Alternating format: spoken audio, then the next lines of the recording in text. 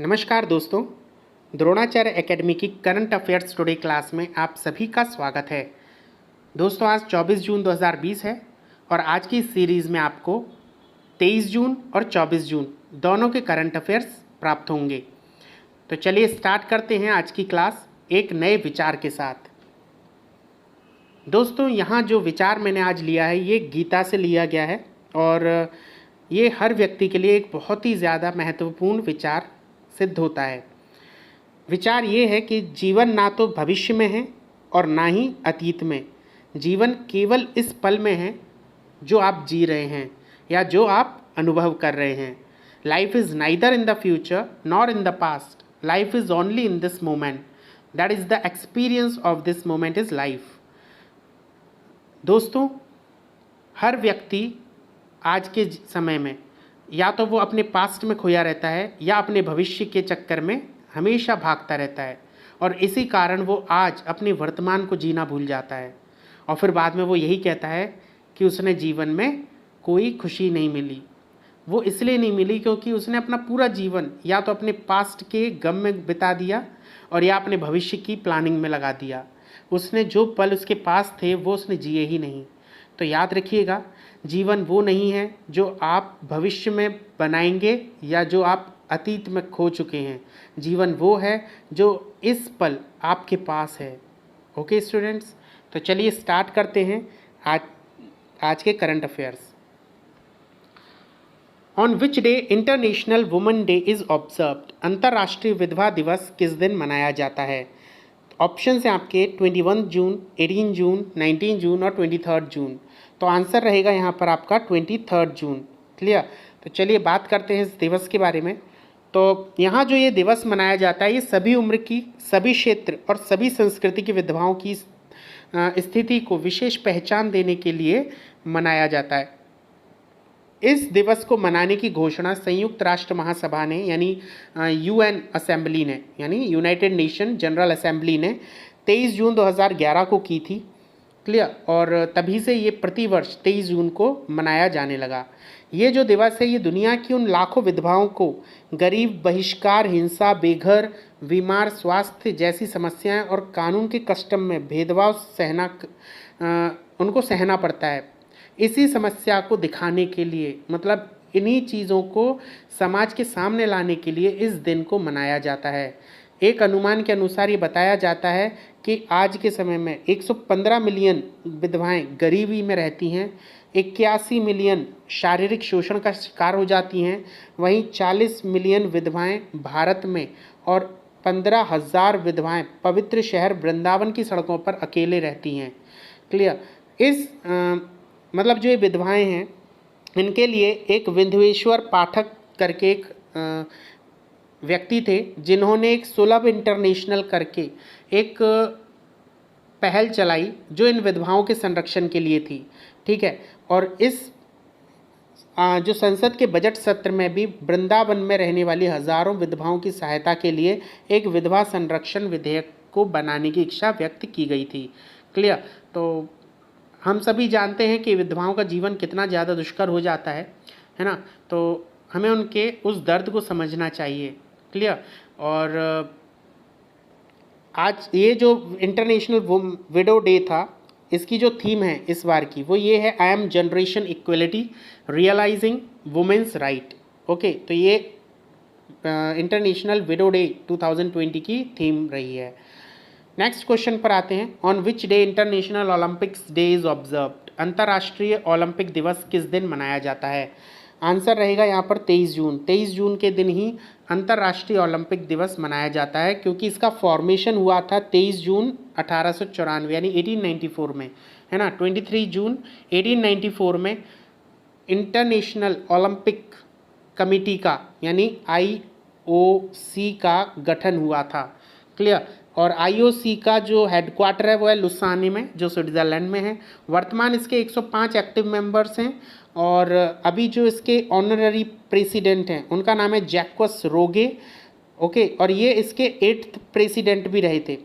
वर्तमान में 9th president हैं जर्मनी के थॉमस वाक। ओके, तो यहाँ 2 पद हैं, एक है ऑनररी प्रेसिडेंट का जो अभी कुछ ही समय पहले बनाया गया है और एक है इसका प्रेसिडेंट। तो 8th प्रेसिडेंट को ही ऑनररी प्रेसिडेंट बना दिया गया, जो थे जैक्वस रोगे, और जो 9th प्रेसिडेंट हैं वो हैं थॉमस बक, जर्मनी के। क्लियर। बात करते हैं इस दिवस की। तो आज ही के दिन 1894 में अंतर्राष्ट्रीय ओलंपिक समिति की स्थापना हुई थी, और यह दिन खेल, स्वास्थ्य और खुद को बेहतर बनाने का दिन है, और इसमें दुनिया भर के लोग भाग लेते हैं। सबसे पहले जो चेक गणराज्य था वहाँ पर आईओसी का गठन हुआ, और उसके सदस्य डॉक्टर ग्रस ने स्टॉकहोम्स में अंतर्राष्ट्रीय ओलंपिक समिति के 41वें सत्र में विश्व ओलंपिक दिवस का विचार प्रस्तुत किया, और जिसमें ओलंपिक के संदेशों और मूल उद्देश्यों को मनाने के लिए एक दिन निर्धारित करने के लिए कहा गया। क्लियर। तो यहाँ पर क्या हुआ कि इसकी जो कमेटी होती थी, मतलब इसकी जो मीटिंग्स होती थी ओलंपिक के लिए, तो वो 41वीं जो सत्र था उसकी मीटिंग का, उसमें इस दिन को मनाने के लिए एक विचार लाया गया। ठीक है। फिर कुछ ही महीनों बाद जनवरी 1948 में सेंट मॉरिस में आईओसी के 42वें सत्र में इस प्रस्ताव को मंजूरी मिल गई, और ओलंपिक समितियों को इस कार्यक्रम के आयोजन का प्रभारी बनाया गया। ठीक है। और साथ ही पहला अंतर्राष्ट्रीय ओलंपिक समिति की स्थापना 23 जून 1894 में हुई थी, जो हमने अभी पीछे पढ़ा था। आईओसी की जो गठन है आईओसी का, वो कब हुआ था? 23 जून 1894 में हुआ था, 1894 में। और यहाँ भी वो यही बता रहा है कि पहला अंतर्राष्ट्रीय ओलंपिक समिति, जो सबसे पहले जो अंतर्राष्ट्रीय ओलंपिक समिति का गठन हुआ था वो हुआ था 23 जून 1894 में। ठीक है। और इसके बाद क्या हुआ? इसकी मीटिंग्स होने लगी, आईओसी की क्या हुई? मीटिंग्स होने लगी, और 41वीं मीटिंग में इसका विचार रखा गया कि हमें ओलंपिक डे मनाना चाहिए, और 42वीं मीटिंग में इस चीज़ पर निर्णय ले लिया गया कि हम एक दिन इस खेल के बारे में एक दिन मनाएंगे, इस ओलंपिक खेल को लेकर हम एक दिन मनाएंगे, और उस दिन हम इस खेल से रिलेटेड जितनी भी नियम हैं, इससे क्या स्वास्थ्य और खुद को बेहतर बनाने का ये दिन कहलाता है। क्लियर। तो यहाँ पर लोगों को खेलों के प्रति जागरूकता लाने के लिए इस दिवस को मनाया जाता है। ठीक है। साथ ही पियरे द कावर्टेन को इस ओलंपिक कमेटी का फाउंडर भी माना जाता है। ठीक है। ओलंपिक दिवस 23 जून 1948 को पहली बार मनाया गया था। ठीक है। 1894 में आईओसी की गठन हुआ था। आईओसी का गठन कब हुआ था? 1894 में। और 1948 में क्या हुआ है? ओलंपिक दिवस मनाया गया है पहली बार, और ये मनाया गया था 9 देशों के द्वारा, जिसमें थे पुर्तगाल, Greece, Austria, Canada, Switzerland, Great Britain, Uruguay, Venezuela और बेल्जियम। इन सभी देशों ने अपने अपने देशों में ओलंपिक दिवस को मनाया था, उसका आयोजन किया था। और इस समय आईओसी के जो अध्यक्ष थे उनका नाम था सिगफ्रीड एडस्ट्रोम। ओके। और फिर इसके बाद से ये पूरे विश्व में मनाया जाने लगा। चलिए नेक्स्ट क्वेश्चन है, what is the name of first fossil egg from Antarctica? Antarctica में जो पहला फॉसिल एग मिला था उसका नाम क्या रखा गया है? तो आंसर रहेगा यहाँ पर द थिंग रखा गया था। ये है वो एग जो अंटार्कटिका से 2011 में मिला था, जिसका नाम रखा है द थिंग। ओके। अब बात करते हैं न्यूज़ के बारे में थोड़ा सा। तो चिली के वैज्ञानिकों के एक समूह को 2011 में अंटार्कटिका में एक रहस्यमयी फुटबॉल के आकार का जीवाश्म मिला था, जिसे उन्होंने द थिंग नाम दिया था। इस जीवाश्म को चिली के संग्रहालय में रखा गया था, और इसके ऊपर काफ़ी रिसर्च भी की गई। रिसर्च करने के बाद ये पता चला कि ये नरम खोल वाला अंडा है, जो 60 मिलियन साल पहले ये 60 मिलियन साल पहले का था। ठीक है। और ये दुनिया का दूसरा सबसे बड़ा अंडा है, और ये भी संभावना व्यक्त की जा रही थी कि किसी विलुप्त समुद्री सांप या छिपकली का हो सकता है। साथ ही इस रहस्य को सुलझाने की कोशिश में 2018 में एक जीवाश्म विज्ञानी ने सुझाव दिया कि ये अंडा हो सकता है, लेकिन इस अंडे के अंदर कोई कंकाल नहीं होने के कारण उन्हें ये श्योरिटी नहीं थी। साथ ही उन्होंने ये भी विचार व्यक्त किया था अपना इस अंडे के प्रति कि ये मोसासौर नाम की एक छिपकली का हो सकता है। मोसासौर 66 मिलियन साल पहले हुआ करते थे, और डायनासोर के अंत के साथ ही इन छिपकलियों का भी अंत हो गया था। ठीक है। तो खोज इसकी 2011 में हो गई थी, लेकिन ये अंडा है, इस बात की श्योरिटी उन्हें अभी इसी साल हुई है। ठीक है, बात करते हैं who has been appointed as the new president of BMW India. किसे BMW इंडिया का नया अध्यक्ष नियुक्त किया गया है? तो कुछ आंसर रहेगा यहाँ पर आपका विक्रम पवाह। विक्रम पवाह को BMW इंडिया का नया अध्यक्ष घोषित किया गया है। BMW एक जर्मन कंपनी है, याद रखिएगा, जर्मन कंपनी है, जैसे ऑडी है। ठीक है, तो इसके अभी वर्तमान में जो अध्यक्ष यानी प्रेसिडेंट चुने गए हैं वो हैं विक्रम पवाह। नेक्स्ट क्वेश्चन पर आते हैं, which institute has collaborated with the world food programme to develop solution for increasing the effectiveness and efficiency of food security. यानी पूरे देश में खाद्य सुरक्षा को प्रभावशील और दक्षता बढ़ाने के लिए, मतलब जो खाद्य सुरक्षा है उसकी प्रभावशीलता और दक्षता को बढ़ाने के लिए जो समाधान विकसित किए जाएंगे वो विश्व खाद्य कार्यक्रम के साथ किसी एक इंस्टीट्यूट के सहयोग से ही किए जाएंगे। तो हमें बताना वो इंस्टीट्यूट कौन है जिसने विश्व खाद्य कार्यक्रम यानी वर्ल्ड फूड प्रोग्राम के साथ कोलैबोरेशन किया है for increasing the effectiveness and efficiency of food security. ठीक है, मतलब फूड सिक्योरिटी की इफ़ेक्टिवनेस और एफिशिएंसी को बढ़ाने के लिए जो कदम लिए जाएंगे उन्हें खोजने के लिए, उन सॉल्यूशंस को निकालने के लिए वर्ल्ड फूड प्रोग्राम एक इंस्टीट्यूट के साथ कोलैबोरेट हुआ है। तो हमें बताना है वो कौन सा इंस्टीट्यूट है। तो आंसर रहेगा यहाँ पे IIT दिल्ली। IIT दिल्ली ने अभी हाल ही में वर्ल्ड फूड प्रोग्राम के साथ कोलैबोरेशन किया है ताकि वो फूड सिक्योरिटी के जो इफेक्टिवनेस और एफिशिएंसी कम होती जा रही है उसकी सॉल्यूशंस को खोजें और उसकी एफिशिएंसी बढ़ाएं फूड सिक्योरिटी की। ठीक है, नेक्स्ट क्वेश्चन पर आते हैं, which company has recently launched the first oral vaccine of India for mild to moderate cases of कोविड-19। किस कंपनी ने हाल ही में कोविड-19 के हल्के से मध्यम मामलों के लिए भारत का पहला ओरल वैक्सीन लॉन्च किया है? ओरल वैक्सीन लॉन्च करने वाली ऐसी कौन सी पहली कंपनी है जिसने कोविड-19 के लिए अभी हाल ही में ओरल वैक्सीन लॉन्च कर दिया है? तो आंसर रहेगा ग्लेनमार्क फार्मास्यूटिकल लिमिटेड। इसने अभी हाल ही में कोविड-19 के लिए एक ओरल वैक्सीन लॉन्च किया है। Next question, what is the other name of annular solar Eclipse? कुंडलाकार सूर्य ग्रहण का दूसरा नाम क्या है? आप सभी को पता है अभी 21 जून को सबसे बड़ा सूर्य ग्रहण पड़ा था, क्लियर, और इसे एक और नाम से भी जाना गया था, तो वो नाम था ring of fire. Ring of fire में क्या होता है कि जो चंद्रमा है, चंद्रमा आप सभी को मालूम है सूर्य और पृथ्वी के बीच में जब चंद्रमा आ जाता है तो ये क्या करता है, सूर्य को ढक देता है और सूर्य की रोशनी को अर्थ तक नहीं पहुंचने देता, और इसी को हम सोलर इक्लिप्स कहते हैं। ठीक है, जब ये चंद्रमा इस सूर्य को पूर्ण रूप से, मतलब इसे हम वलयाकार कह सकते हैं, इतना इसे घेर लेता है जिसके बाद केवल एक फायर की रिंग दिखाई देती है, इसे कहा जाता है कुंडलाकार सूर्य ग्रहण या एन्यूलर सूर्य ग्रहण या फिर रिंग ऑफ फायर। ठीक है, तो नेक्स्ट क्वेश्चन पर आते हैं, who has been appointed as the next ambassador of India to Zimbabwe? Zimbabwe के लिए किसे अभी भारत का अगला राजदूत नियुक्त किया गया है? श्री संतोष झा, शंभू एस कुमारन, श्री राहुल श्रीवास्तव, श्री रवीश या विजय खंडूजा? आंसर रहेगा यहाँ पर विजय खंडूजा। लेकिन इसके अलावा यहाँ पर जो आपको ये 4 ऑप्शंस हैं इनके भी, ये भी कहीं ना कहीं किसी न किसी देश के एम्बेसडर हैं, तो हम इनके बारे में भी पढ़ लेते हैं।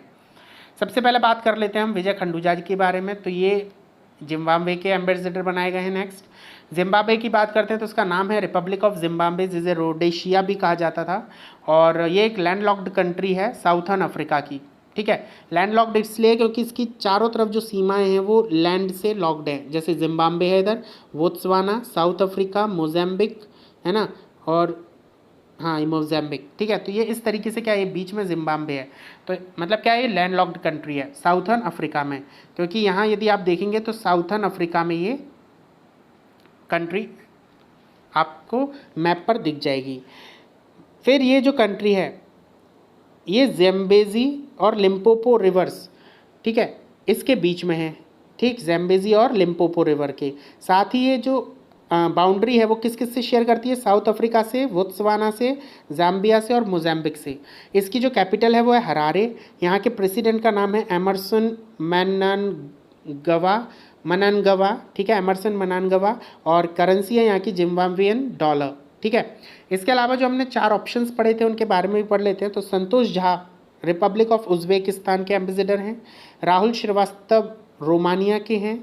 रवीश कुमार फिनलैंड से और मोनिका कपिल मोहता ये स्विट्ज़रलैंड की एम्बेसडर बनाई गई। शंभू एस कुमारन को अभी हाल ही में फिलीपींस गणराज्य का राजदूत बनाया गया है। ठीक है, तो यहाँ तक आपको ये क्लियर होगा। नेक्स्ट क्वेश्चन की बात करते हैं तो recently Rajendra Goyal is passed away, he was famous.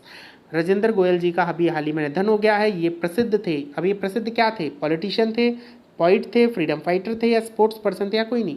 Answer रहेगा यहाँ पर ये स्पोर्ट्स पर्सन थे। स्पोर्ट्स पर्सन में भी ये क्रिकेट से रिलेटेड थे। ठीक है, क्रिकेट खिलाड़ी, क्रिकेट प्लेयर थे। ठीक है, बात कर लेते हैं। 21 जून को domestic cricket stalwart legendary first class spinner Rajendra Goyal who represented Haryana, Punjab and Delhi passed away at the age of 77 due to age-related illness at his residence in Rohtak, Haryana.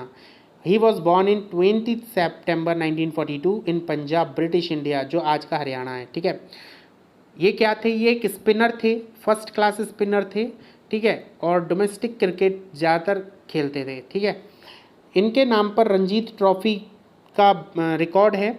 ये रणजीत ट्रॉफी के अंदर इन्होंने सबसे ज़्यादा विकेट लिए थे, 637 विकेट्स, और ये रिकॉर्ड अभी भी इन्हीं के नाम पर है। इनको C K Nayudu lifetime achievement award 2017 भी दिया गया था। इनकी इंडियन क्रिकेट के रिस्पेक्ट में जो इनकी सर्विस रही उसके लिए बीसीसीआई की तरफ से इनको ये अवार्ड दिया गया था।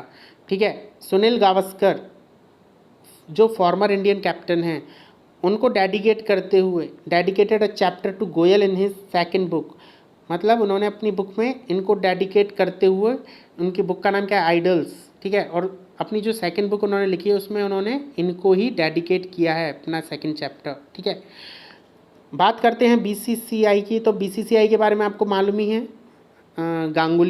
सौरभ गांगुली इसके एक चेयरमैन हैं। ठीक है, और यहाँ जो हरियाणा की बात करते हैं तो यहाँ गवर्नर हैं सत्यदेव नारायण आर्य, चीफ मिनिस्टर हैं मनोहर लाल खट्टर, और यहाँ की कैपिटल है Chandigarh. Okay students, next question की बात करते हैं। Which state has announced Indira रसोई योजना यानी इंदिरा किचन स्कीम? किस राज्य ने अभी हाल ही में इंदिरा रसोई योजना या इंदिरा किचन स्कीम को लॉन्च किया है?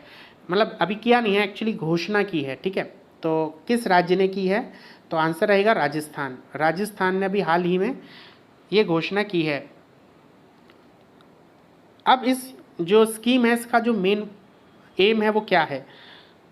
मेन एम ये है to provide pure and nutritious food to the economically weaker section of the society. इस समय जो भी वीकर सेक्शन है, मतलब जो गरीब तबका है जिसे खाने के लिए इस समय खाना नहीं मिल पा रहा है, ऐसे तबके के लिए राजस्थान सरकार ने प्योर एंड न्यूट्रिशियस फूड उन तक पहुंचाने के लिए इस योजना को शुरू किया है जिसका नाम है इंदिरा किचन स्कीम। ठीक है, ये इंश्योर करेगा कि कोई भी गरीब भूखा ना सोए, no one sleep hungry in the state. ठीक है, इस स्कीम के तहत जो भी प्योर और न्यूट्रिशियस फूड होगा वो कंसेशनल रेट्स पर प्रोवाइड किया जाएगा दिन में 2 बार। ठीक है, साथ में इस योजना पर जो स्टेट गवर्नमेंट है वो 100 करोड़ का खर्चा करने वाली है। ठीक, इस योजना को चेन्नई की अम्मा रसोई की तर्ज पर चलाने का विचार किया गया है।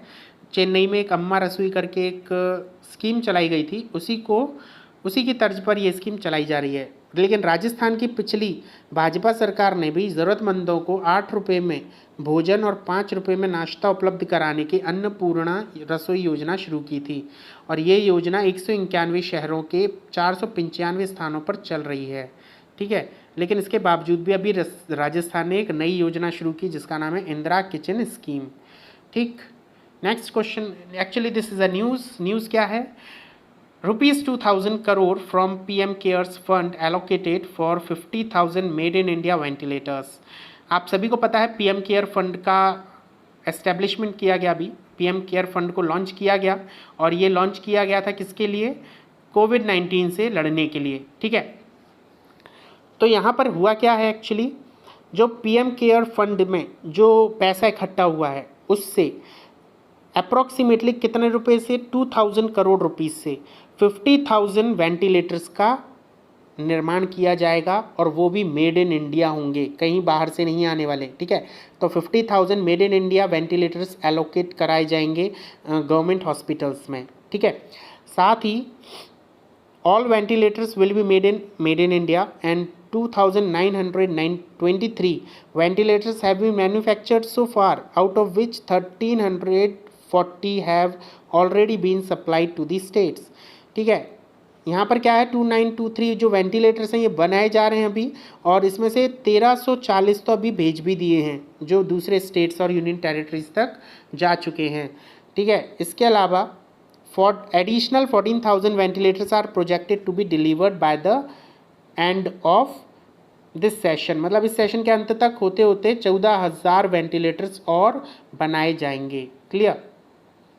ये जो वेंटिलेटर्स हैं टोटल 50,000 जो वेंटिलेटर्स बनाए जाएंगे, इसमें से 30,000 ventilators manufactured by state owned company Bharat electronics limited यानी BEL के थ्रू बनाए जाएंगे, ठीक है। यदि हम PM केयर की बात करते हैं तो इसने अभी 1,000 करोड़ रुपीज़ रिलीज़ किया है वेलफेयर के लिए। वेलफेयर में किस काम के लिए? फूड को अरेंज करने के लिए, एकोमोडेशन के लिए, मेडिकल ट्रीटमेंट के लिए। जो माइग्रेंट लेबर्स आ रहे हैं कंट्री में, माइग्रेंट लेबर एक स्थान से दूसरी स्थान पर पहुंच रहे हैं, तो उनके खाने के लिए, उनके रहने के लिए और उनको मेडिकल ट्रीटमेंट देने के लिए ये 1,000 करोड़ रुपये अभी PM केयर फंड से रिलीज़ किया गया था, जिसमें से महाराष्ट्र के लिए सबसे ज़्यादा 181 करोड़ रुपीज़ दिया गया है, रिलीज़ किया गया। उसके बाद उत्तर प्रदेश और तमिलनाडु को, उत्तर प्रदेश को 103 करोड़ और तमिलनाडु को 83 करोड़ रुपीज़ रिलीज़ किया गया है, ठीक है। PM केयर की बात करते हैं तो उसका फुल फॉर्म है prime minister citizen assistance and relief in emergency situation, okay. This is the PM care fund. It is dedicated national fund, एक नेशनल फंड है और इसको क्रिएट किया गया था 28 मार्च 2020 को। और ये जो फंड है it was created for raising fund for providing help to the affected during any sort of distress situation और इमरजेंसी। मतलब जब भी कोई ऐसी इमरजेंसी या कुछ ऐसी सिचुएशन आती है जिसमें इकोनॉमिकली बहुत ज़्यादा हार्म होता है कंट्री को, तो उस समय इस केयर फंड का यूज़ किया जाएगा, ठीक है। प्रधानमंत्री नागरिक सहायता और आपातकालीन स्थिति में राहत फंड एक राष्ट्रीय कोष है जो 28 मार्च 2020 को बनाया गया था और देश में किसी भी प्रकार की संकट की स्थिति में आपातकाल के दौरान प्रभावितों को सहायता प्रदान करने के लिए इस धनराशि का इस्तेमाल किया जाएगा। चलिए नेक्स्ट न्यूज़ पर आते हैं। United nation public service day celebrated globally on 23 June every year. संयुक्त राष्ट्र लोक सेवा दिवस प्रत्येक वर्ष 23 जून को विश्व स्तर पर मनाया जाता है, ठीक है। अब बात करते हैं ये दिवस किस लिए मनाया जाता है। तो ये दिवस मनाया जाता है उन लोगों के लिए जो डेवलपमेंट प्रोसेस में, देश की विकास प्रक्रिया में एक महत्वपूर्ण योगदान देते हैं, जिन्हें लोक सेवक कहा जाता है ना, पब्लिक सर्वेंट, जिसमें हमारे स्वीपर्स हैं, है ना, सफाई कर्मचारी हैं, पुलिसकर्मी हैं, है ना, हॉस्पिटल्स में डॉक्टर्स हैं, ये सभी लोक सेवक कहलाए जाते हैं, है ना। तो इन सभी के लिए ये दिवस मनाया जाता है, इनकी इम्पोर्टेंस को दिखाने के लिए। साथ ही 20 दिसंबर 2002 को national assembly, United nation general assembly ने एक रेजोल्यूशन पास किया और उसके बाद से ही 23 जून को हर साल United nation public service day मनाया जाने लगा है। अब आपको एक और चीज़ बताएं, 23 जून को 3 दिवस हमने पढ़े। पहला दिवस कौन सा था? International window day. दूसरा दिवस था इंटरनेशनल ओलंपिक डे। और तीसरा जो ये है United nation public service day, ठीक है। तो ये तीनों दिवस आपने पता कर लिए कि 23 जून को ये तीनों दिवस मनाए जाते हैं। नेक्स्ट न्यूज़ है वेरी एक गुड न्यूज़ भी हम इसे कह सकते हैं। योगा गुरु Baba Ramdev today launched Divya Coronil tablet for the treatment of कोविड-19। आज के दिन योग गुरु बाबा रामदेव जी ने कोविड-19 के इलाज के लिए दिव्य कोरोनिल टैबलेट को लॉन्च कर दिया है। कोरोना की पहली आयुर्वेदिक दवा कोरोनिल के लॉन्चिंग पर बाबा रामदेव जी ने इस बात का दावा किया है कि जिन मरीज़ों पर इसका क्लिनिकली ट्रायल किया गया है उनमें से 69% मरीज़ केवल 3 दिन में पॉजिटिव से नेगेटिव हो गए। साथ ही 7 दिन के अंदर 100% रोगी कोरोना से मुक्त हो गए हैं। दवा का प्रयोग 280 लोगों पर किया जा चुका है। ठीक है, तो एक बहुत बड़ी उपलब्धि भी हम इसे कह सकते हैं। और पतंजलि योगपीठ के मुताबिक कोरोना टैबलेट पर हुआ यह शोध पतंजलि रिसर्च इंस्टीट्यूट हरिद्वार और इसके साथ national institute of medical science Jaipur के साथ एक जॉइंट एफर्ट का नतीजा है। ठीक है, इन दोनों ने ही मिलकर इस टैबलेट को बनाया है। Next news, NITI Aayog has a think tank of the government of India in association with the International Transport Forum ITF will launch the project Decarbonizing Transport in India on 24 जून। भारत सरकार का जो थिंक टैंक कहा जाता है, जिसे नीति आयोग कहते हैं, इस नीति आयोग ने इंटरनेशनल ट्रांसपोर्ट फोरम के साथ मिलकर 24 जून को डीकार्बोनाइजिंग ट्रांसपोर्ट इन इंडिया नाम के इस प्रोजेक्ट को लॉन्च किया है। अब इस प्रोजेक्ट का जो मेन एम है वो ये है कि ट्रांसपोर्ट यानी परिवहन प्रणाली में कार्बन की उत्सर्जन को कम करना। ठीक है, कार्बन के उत्सर्जन को कम करने का कारण मतलब इसको हमें इसलिए करना है ताकि ग्लोबल वार्मिंग ना हो सके, ग्लोबल वार्मिंग कम हो उसे रोका जा सके और साथ ही पर्यावरण को बचाया जा सके। 2008 से भारत ITF का सदस्य रहा है और परिवहन नीति के लिए एक अंतर सहकारी संगठन के तौर पर काम कर रहा है। ये परियोजना उभरती हुई अर्थव्यवस्थाओं में डीकार्बोनाइजिंग परिवहन यानी DTEE परियोजना का ही हिस्सा है। भारत, अर्जेंटीना, अजरबैजान और मोरक्को DTEE के वर्तमान प्रतिभागी हैं।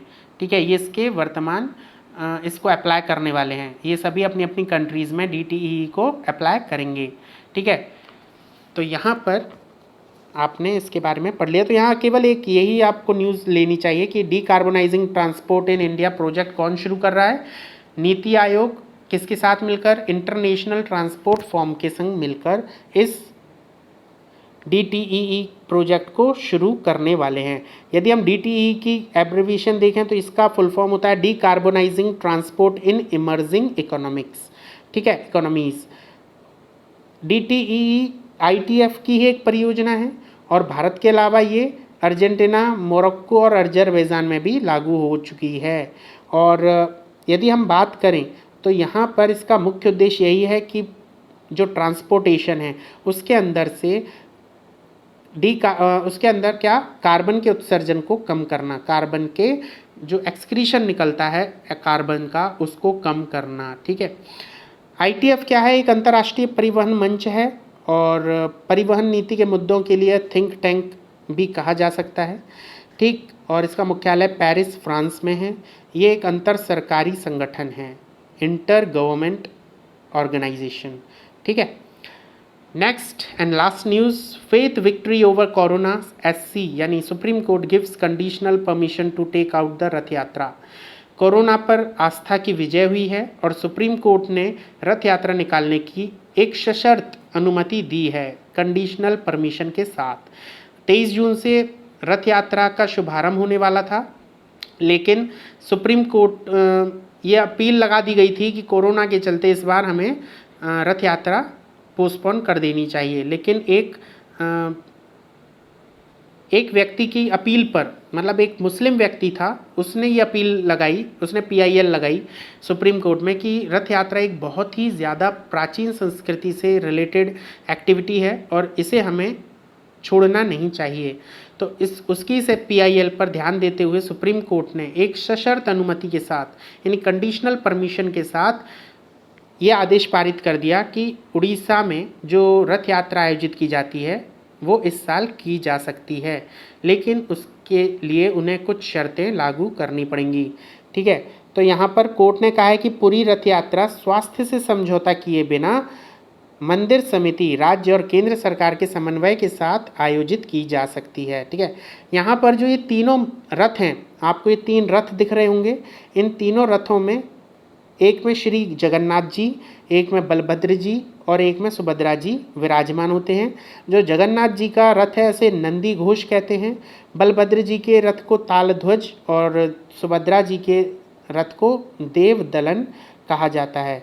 ठीक है, ये उड़ीसा का एक त्यौहार है तो उड़ीसा के बारे में बात करते हैं तो यहाँ के गवर्नर हैं गणेशी लाल, चीफ मिनिस्टर हैं नवीन पटनायक। यहाँ विधानसभा 147 सीटों की होती है, 21 लोकसभा सीट हैं और 10 राज्यसभा सीटें यहाँ से होती हैं। Clear students? तो thank you everyone.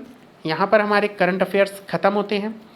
And if you like this video, so please like and subscribe my channel and press the bell icon button to get my new videos. Thank you everyone and best of luck for your upcoming exams.